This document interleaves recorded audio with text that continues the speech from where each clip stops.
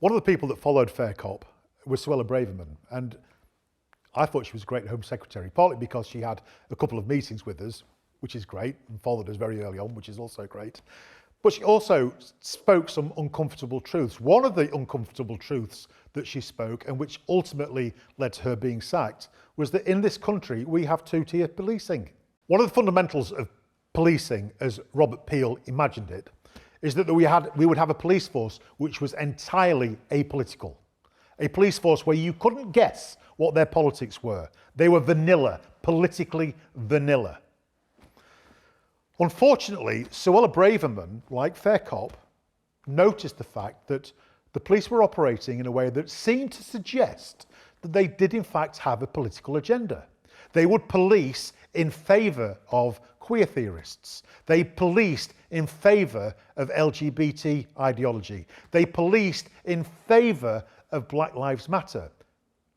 When you see the police taking the knee for George Floyd and BLM, you cannot but come to the conclusion that they have political sympathy with that movement. That is entirely wrong. We don't need to know what the police think about anything other than see them upholding the law. That's it. I always say that the police need to take the example of Her late Majesty. We didn't have a clue what Her Majesty thought about anything politically. She would simply smile, wave, and stay silent. That's the standard that we expect of our police force. Unfortunately, for reasons to do, I think, with historical guilt over the way they perceive that they treated the black community and the gay community, and over this crazy desire to be on the right side of history, the police have adopted a political position, and I think that's plainly obvious. When they kneel to Black Lives Matter, we can tell that they have a political sympathy with a Marxist ideology behind Black Lives Matter. When they raise the trans flag, we can tell that they have a political leaning towards the ideology of LGBTQ and Stonewall. You can tell when they deal with Palestinian supporters in a way that is entirely different to the way that they treat Jews or people who are wearing the Star of David. You cannot help but come to the conclusion that the police are taking a political stance, and that they have political favourites. And we don't want that. That's all Fair Cop wants. We want to look at a police force and not have a clue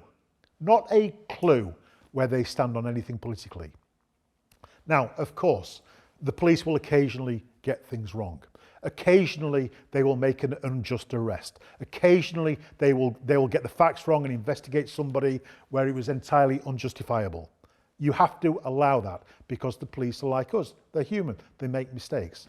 But when the mistakes that the police make always seem to favour one particular group, one side of the political spectrum, at that point, I think it's very reasonable to conclude that they have been politically infiltrated and that they are now no longer operating without fear or favour.